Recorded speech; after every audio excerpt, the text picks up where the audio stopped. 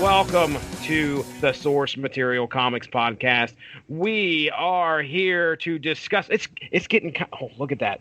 The trees are changing color, and I hear the faint howl of ghosts and goblins in the distance. We're encroaching on Halloween, and all October, Mark Radulich has some great spooky stories lined up for us right here to talk about on the Source Material Comics Podcast. Speaking of Mark Radulich, let's do intros. Mark Radulich, are you ready to talk some Gotham by Gaslight tonight? I thought we were still doing Onslaught. Oh yeah. I thought this was the Onslaught podcast now. It's all Onslaught all the time. I'm here to talk Gotham by Gaslight because this is October, and we've got a Joker movie coming out. So we're going to be doing some Batman, some Joker, some scary stories, a little song, a little dance, Batman's head in a lance. All right. Well, on this journey, he was here the last 4 weeks, and he's coming back for a fifth. And yes, we are not talking Onslaught tonight. Chris Armstrong, my good buddy from the Unspoken Decade. Gotham by Gaslight. You ready, friend? I'm ready for it. All right. Very good. Can you prove conclusively Onslaught's not in Gotham by Gaslight? No. No? Guess not.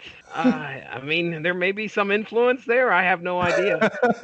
And, of course, coming back to the podcast, she's hot off of a Comic-Con. What was it? Cincinnati Comic Expo?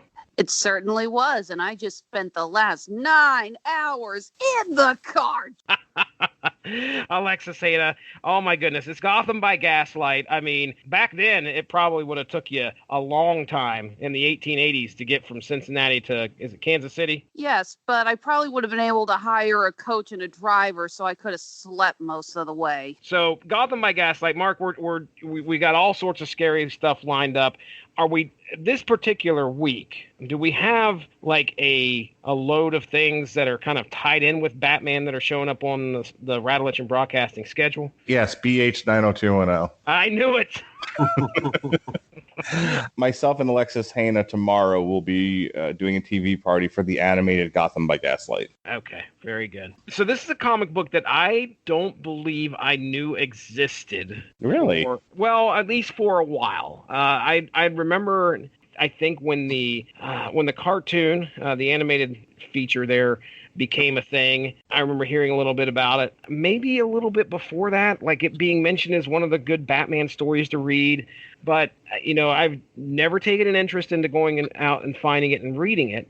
I always thought it was an Elseworlds, which obviously it is. I don't know if it's coined that, though, on the book. It is. It is. Okay. All right. It was retroactively named. It's like the first Elseworlds, but that banner didn't exist when this came out. But oh, okay. So it has kind of retroactively been labeled the first Elseworlds story. This has the dubious honor of being one of the few trades that I bought contemporarily. Like, when it was first published, I actually bought and read this. So, okay. Well, yeah, that was 1990. Yeah.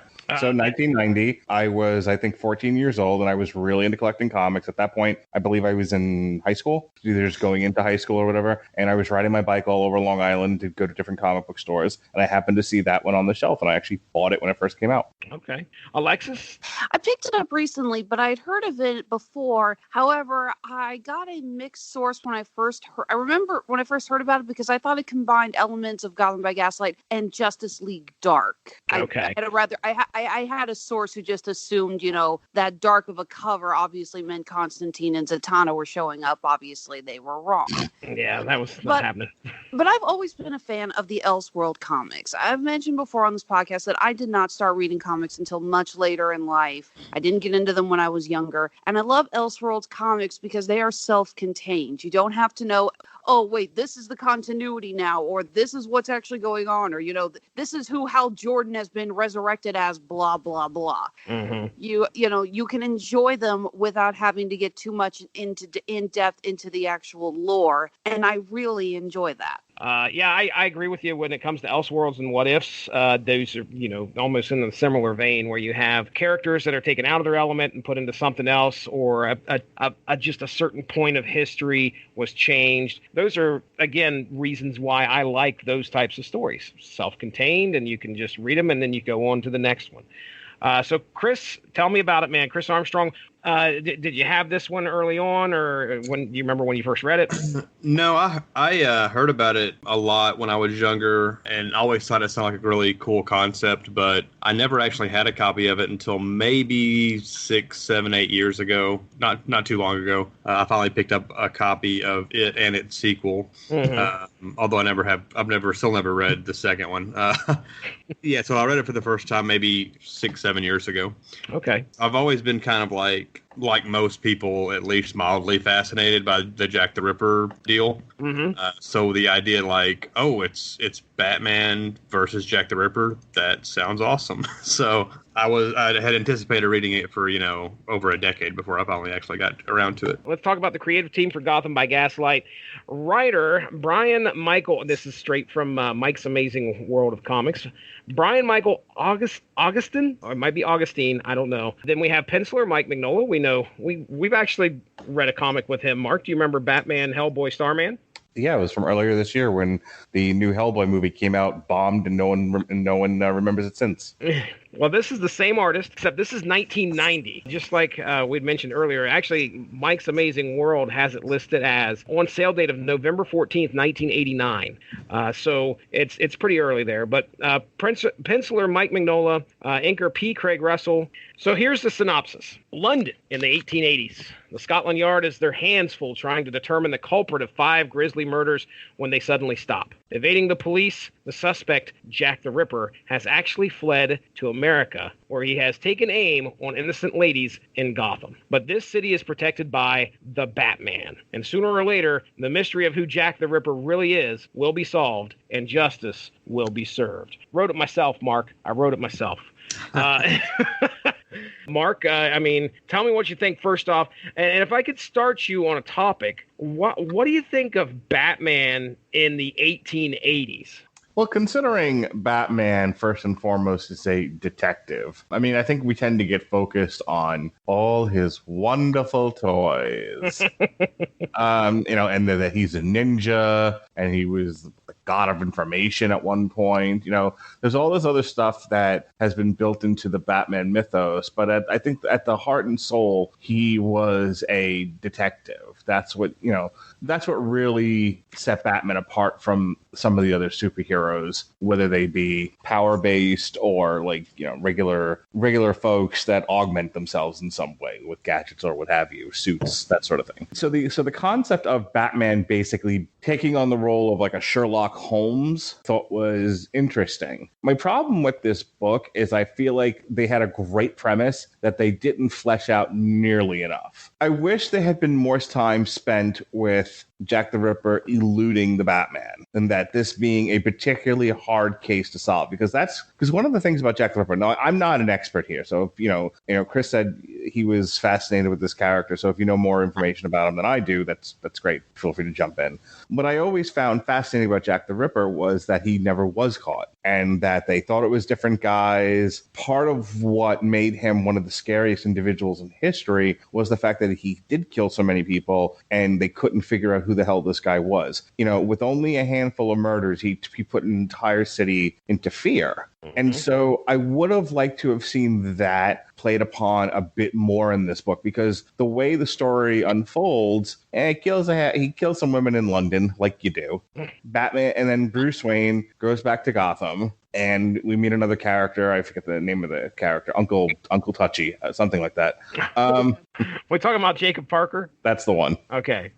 Jacob Packer, excuse me. I said Parker. Yeah. Jacob Packer. So we're introduced to Jacob Packer, and then shortly thereafter, Jack the Ripper's attacking women in London, but then just as quickly he's caught, or rather, Batman is framed for those murders, and then a large chunk of this. It's a very short story, by the way. Everyone take a drink. It's no Onslaught.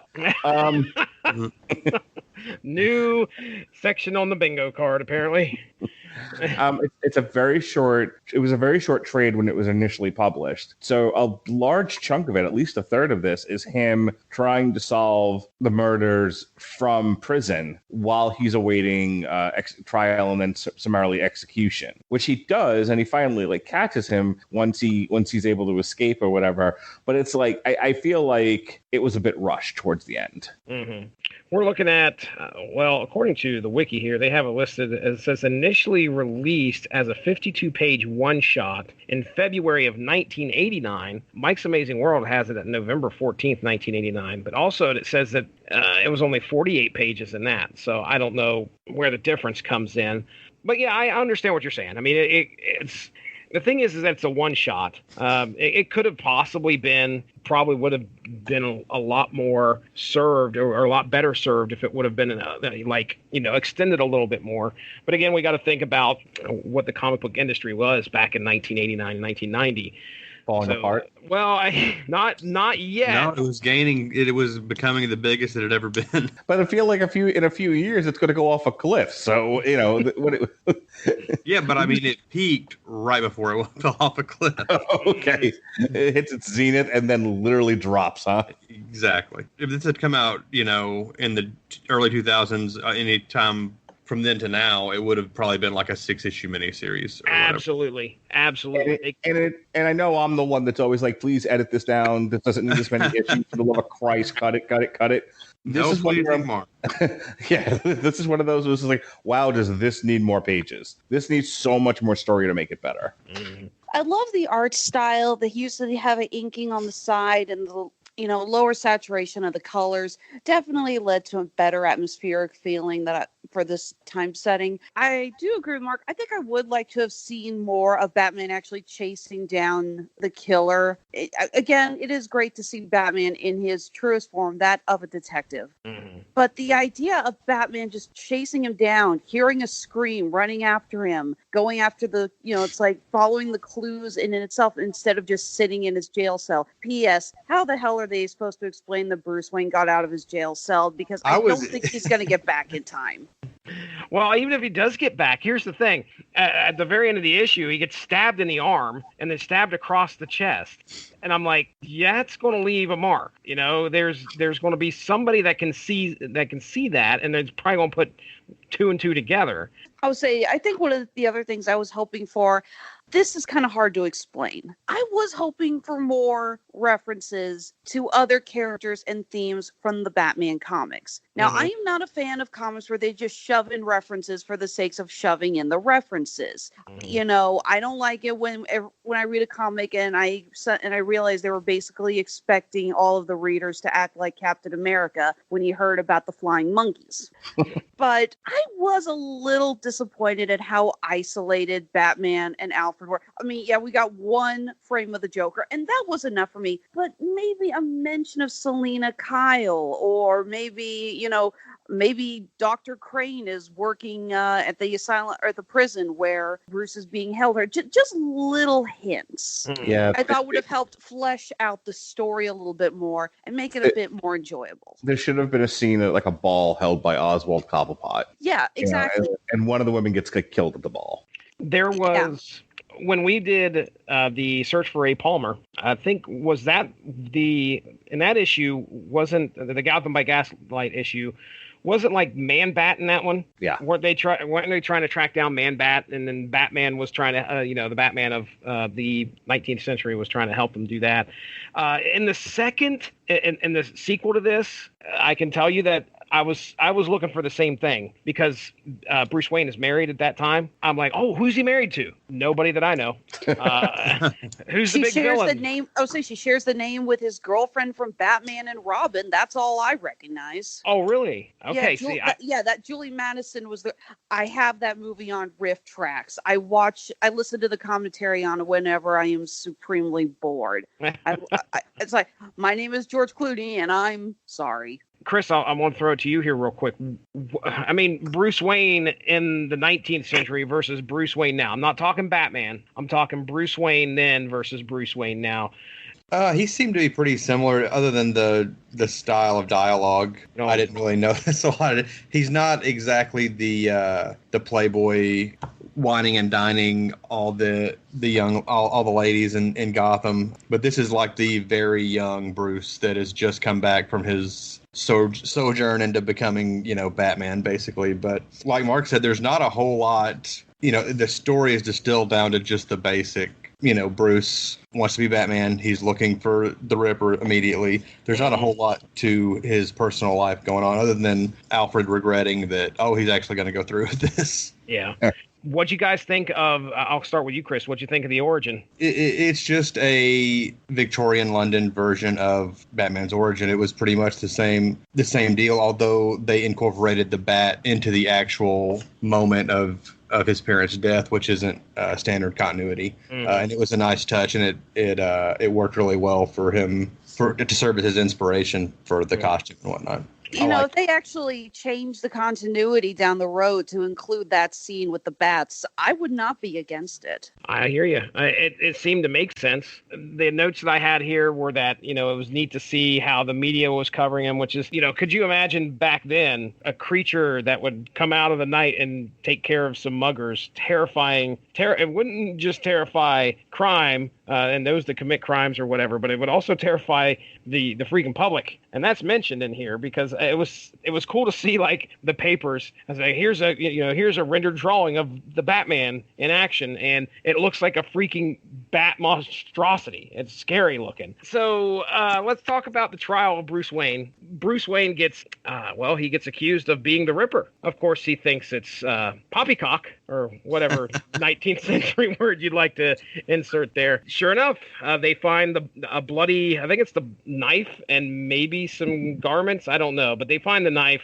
and some evidence at Wayne Manor. They take him to trial, all right? And you take a look at it, and the evidence is pretty compelling. I mean, Bruce Wayne came back from England just as the Ripper murders stopped over there and started over here in Gotham. Now, that's not evidence. That's not... It's important to know who's defending him in all of this is Jacob Packer. That's right, Jacob Packer. I was going to say, I like how the entire time Bruce is utterly convinced there's no way he's going to be convicted. No, none. And by the end of this, after we find out that, like I said, he came back from England when the Ripper's murder started, and his father was a doctor, and the killings have a bit of a medical flair to them. So, yeah, he's found guilty and sentenced to hang. It's so funny to me. It's just like, his dad was a doctor. Clearly, he knows something about medicine, enough to mutilate people in a medical fashion. Dude, my dad worked for the phone company. I can't even hook up a phone. I will add that I believe that the circumstances surrounding why they convict Bruce were actually very similar to a prime suspect for the actual Jack the Ripper murders. I'm trying to remember who it was, but there was an American who was in London, and when he went back to the States, the killing stopped, and he was suspected for a while. Oh, really? Was it John Lennon? I don't think he was alive back then, Mark. So while he's in jail, he's waiting to be hanged, but Inspector Gordon brings him over all the evidence and papers and whatnot, so Bruce can actually do some detectiving. That's a word. That while he's in jail. So yeah, he starts putting two and two together, and I think Alfred shows up and he's like, "Hey, I'm getting out of here." And Alfred's like, "Well, good. I've been waiting for you to make your mind up about saving your own ass." So he gets out of jail, and he, of course, put it together that the person that was committing these murders was none other than his uncle Jacob Packer. Wouldn't have been fun though had it been Alfred. Oh! What a twist that would have been! What a twist! My gosh. Like he's killing people to get the attention of Bruce because Bruce left him. Let's face it, though, when we find out Packer's backstory, who else had Batman v Superman flashbacks? I think Chris definitely did. So let me set the stage here real quick, and then we'll talk about the ending of this and Jacob Packer as a character, whatever you guys want to touch on. So yeah, we learn that after Batman tracks him down as he's about ready to commit one more murder, obviously, he knows everybody suspects Bruce Wayne. So he's decided, okay, well, he's going to hang tomorrow. I can go out and I've got to satiate this urge to go and get some bloodlust. And he finds a young lady and he's about to kill her. And lo and behold, Batman swoops in and stops the murder. There's a great chase scene, which was fantastic, by the way, because it was the least words I read throughout this book. But some of the most action. It was some of the most action you got in here too. But he chases Jacob Packer, finally chases him down. Now remember, as far as Jacob is concerned, he's just about to meet his end at the hands of the Batman, this mythical man creature that's been thwarting crime already. So Jacob starts telling him pretty much his whole life story. He's like, look, he was in love with a lady by the name of Martha. And he was so in love that he confessed his love to her, and she did nothing but laugh at him. Well, sure enough, this was Bruce Wayne's mother. And he was so spurned, so upset about being rejected, and the fact that she laughed at him, it threw him into a fit of rage and insanity. When she did this, he hired the killer of Bruce's parents. So he paid this person to go and kill his parents. It wasn't just a random thing. He also then traveled over to England and became Jack the Ripper over there. So after hearing this is the best moment in this whole book. And that's when Bruce takes his mask off and shows Jacob who he is. And at that time, Jacob's like, oh, I can't believe it. Oh my gosh, Bruce, blah, blah, blah. And you're wondering if at this point, because he says, I want to kill you. I think he says something like that along those lines. So you think that Bruce can potentially kill Jacob Packer in a fit of revenge. That's not obviously who Batman is. But before anything can happen, Inspector Gordon shows up, and then Jacob tries to stab Bruce, and then Inspector Gordon, boom, one shot to the head. Okay, so I didn't write that part out as if you couldn't tell.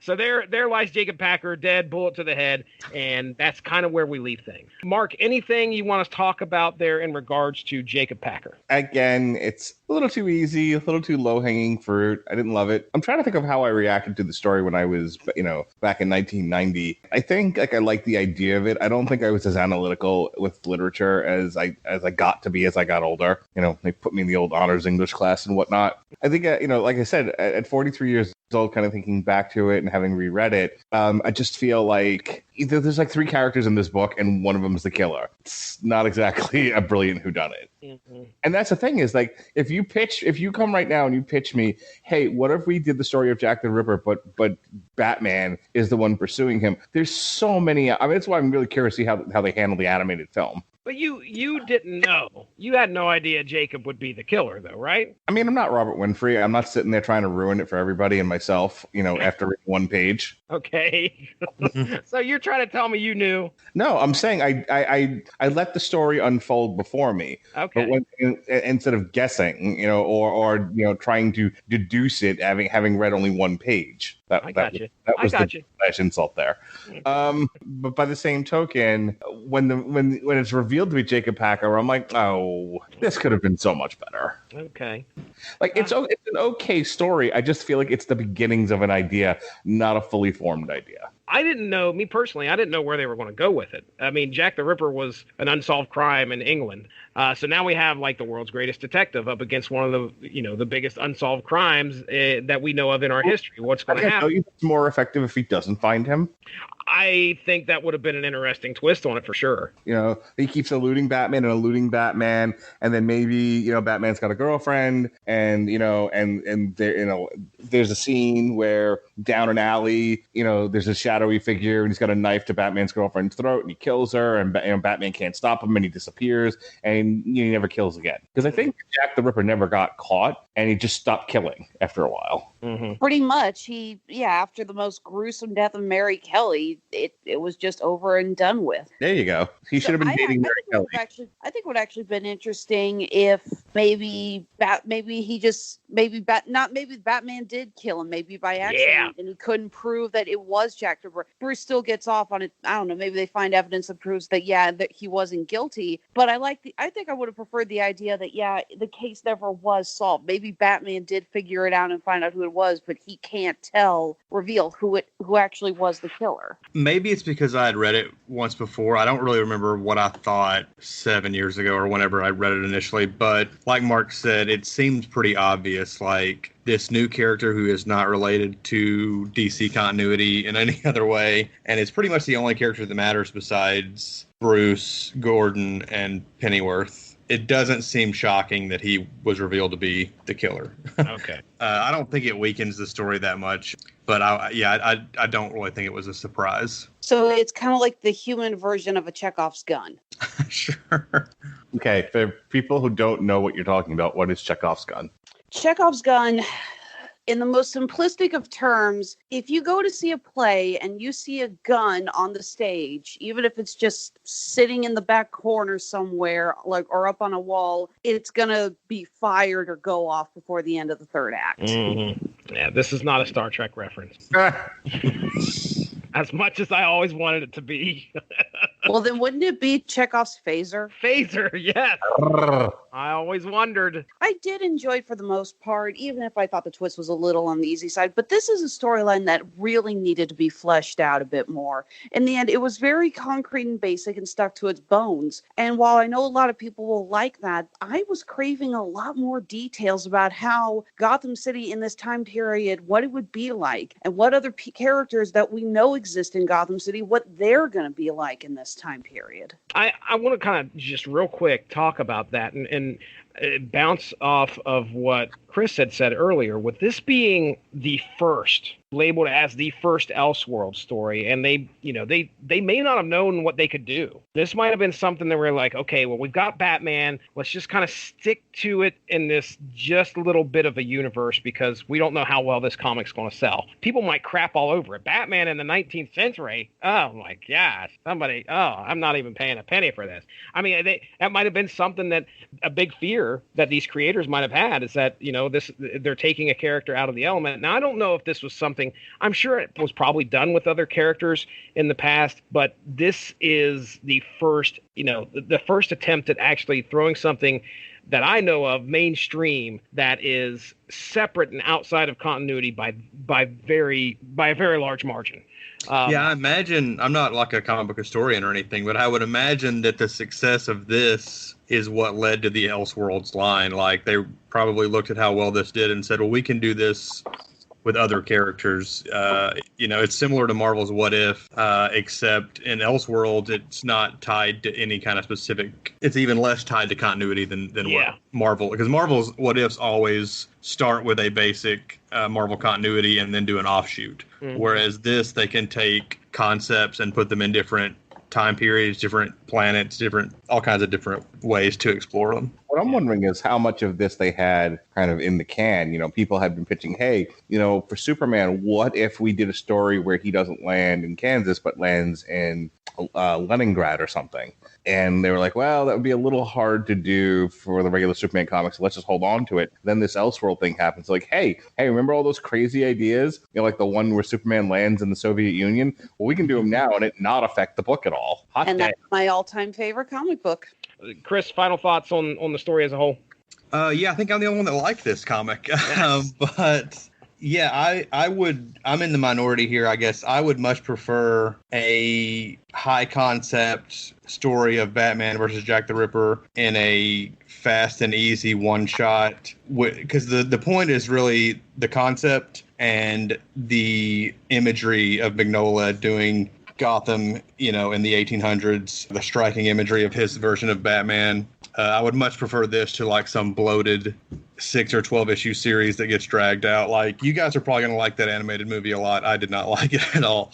I'm really tired of, like, it seems like every time they do some kind of alternate version of Batman, like, oh, we've got to see this version of the Joker. Let's see the Gaslight Harley Quinn, the Gaslight Two-Face, the Gaslight Poison Ivy, the Gaslight Hugo Strange. Like, I want to see the story about Batman, really. That's kind of why I'm getting into it. Mm-hmm. So, like, I didn't like that movie at all.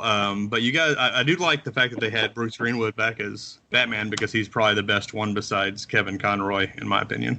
I really like this book. I haven't read the sequel. I don't know that I ever will, because Mignola didn't do the art, and that's one of the main reasons I like this one. But I'm interested to hear you guys' thoughts on the movie. You guys are doing that later this week? Yeah, we'll be doing it tomorrow, October 1st. Time travel. Yeah, I watched it about a year ago, I guess, whenever it was released, and I honestly don't remember much about it, except that I thought it was convoluted and dragged. Like, they took, a 48-page story and tried to make an hour and 20-minute movie out of it, so they had to add a lot of stuff to it. Hey, remember the animated Killing Joke? Oh my God, it was not nearly as bad as the Killing Joke.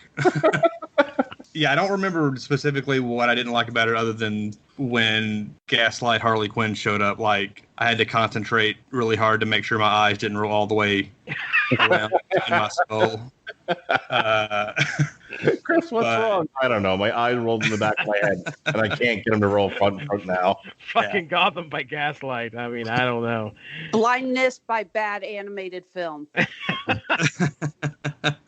But yeah, I was super excited about, like, when I heard they were doing a Gotham by Gaslight animated movie, I was so excited about it. I really missed the era when DC animated movies were trying to make, if they did a movie based on a comic, they would try and emulate that art style in the animation. New Frontier is probably the best example, or Public Enemies, that looks like Ed McGuinness's artwork.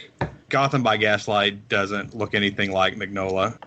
His artwork may not look that great in animation anyway, but I was disappointed. Hope you guys like it though. This seemed a lot. Well, it might be because the subject matter is a little bit different. We actually have some daylight scenes throughout here.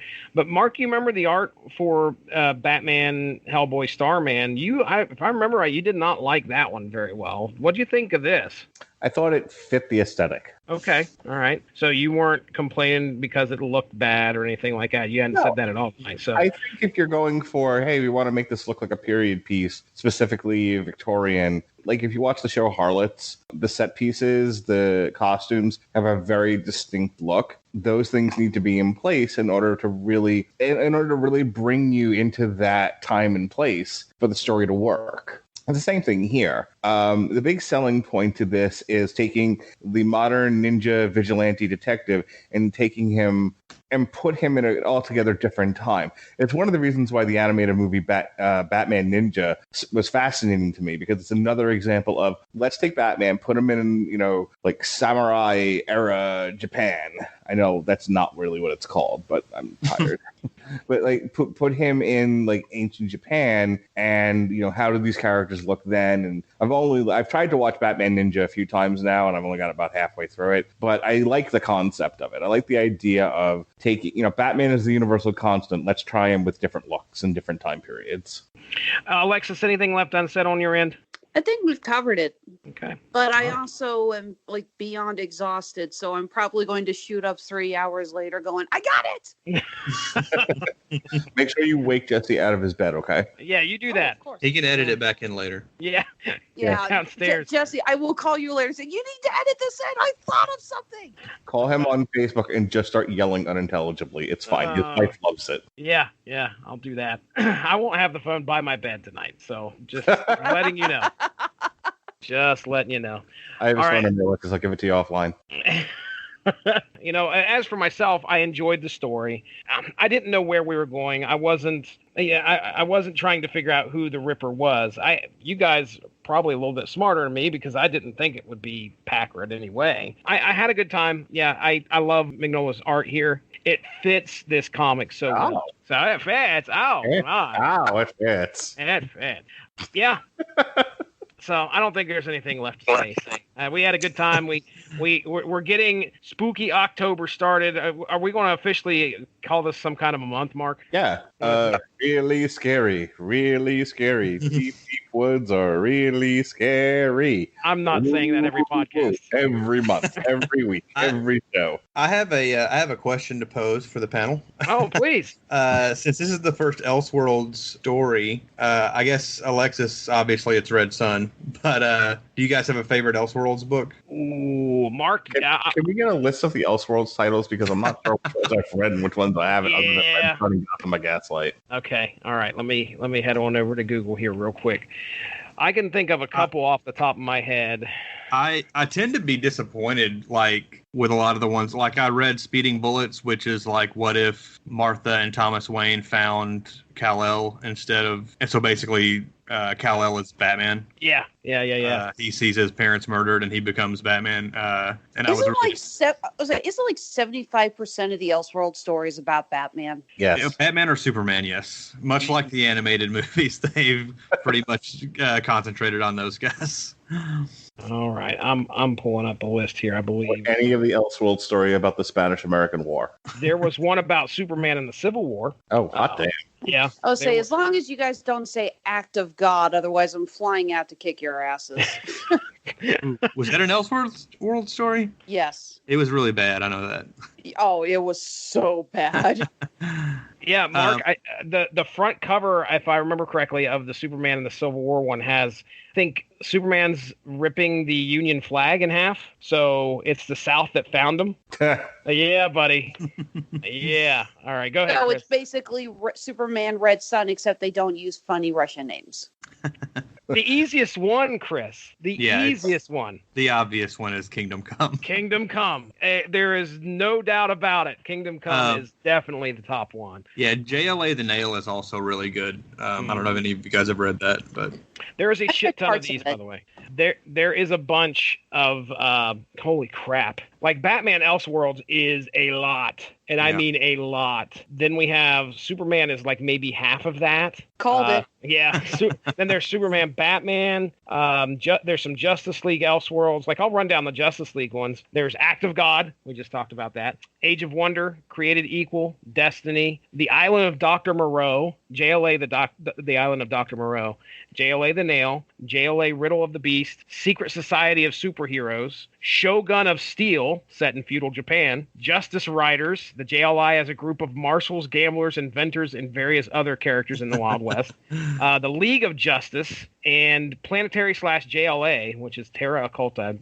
I know a little bit about Planetary. That'd probably be pretty interesting. Mm-hmm. But yeah, man, Kingdom Come is definitely up there. And there were a lot of offshoots from that, starting with the Kingdom, which was a big thing. So they say DC Universe Elseworlds, they have Flashpoint listed here. But this one says 1999, a world where the Flash was the only superhero until he lost the use of his legs. Okay. All right. I haven't read that. Yeah. I'm trying to see if there's any other ones here. Superman Red Sun, Superman Speeding Bullets, Superman at Earth's End. The Earth has suffered an apocalypse and Superman attempts to save Gotham City. Okay. Oh, there's a lot there. Yeah, there was another disappointing one. I don't know if that's one you just mentioned where Kal-El lands on Apocalypse and Darkseid raises him as his son. That I sounded like, oh, that's going to be amazing. And then I was like, oh, this isn't very good actually at all. Not at all. All right. Well, yeah, there's too many to list. Maybe one day we'll have an Elseworlds month or something on here. Is there one where Kal-El lands in Onslaught's lap? And check. There will be one. Maybe Evan Bevins has wrote some fiction for us. We can talk to him about it. Okay, well, let's get out of here. Let's end the show. All right, this has been our coverage of Batman, Gotham by Gaslight, Chris Armstrong. Let's get into plugs. Alexis, we'll start with you because I know they're probably fresh in your mind. Probably been plugging it all weekend long. What do you got to plug?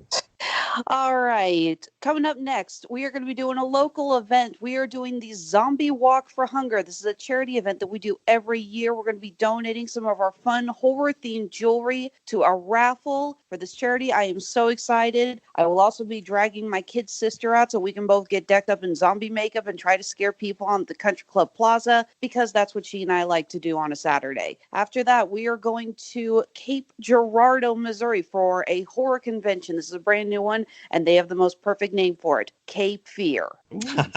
I've already been onslaughted by a million memes of Sideshow Bob stepping on the rakes. After that, we're going to be heading down to Anime Week in Atlanta. This is one of our best shows and one we've been going back to for the last few years. It's always a blast. And as soon as that's over, I am going to be hanging the world's strongest U-turn and going up the following weekend to Grand Rapids for Grand Rapids Comic-Con. Exciting. Mark, please don't have me review anything during that week and a half. Otherwise, I might have to kill someone.